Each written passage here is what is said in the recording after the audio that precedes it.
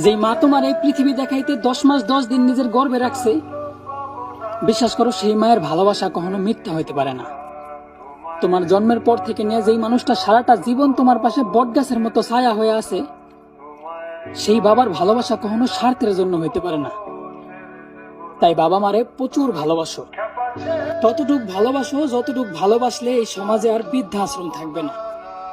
ততটুকু ভালোবাসো যতটুক ভালোবাসলে বাবা মার মোনাজাতে থাকা যায় তাদের অভিশাপে না।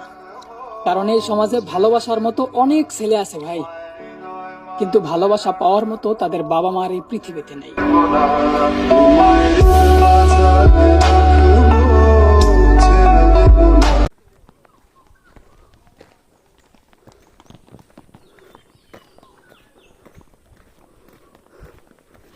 কি দাও আবার খামো।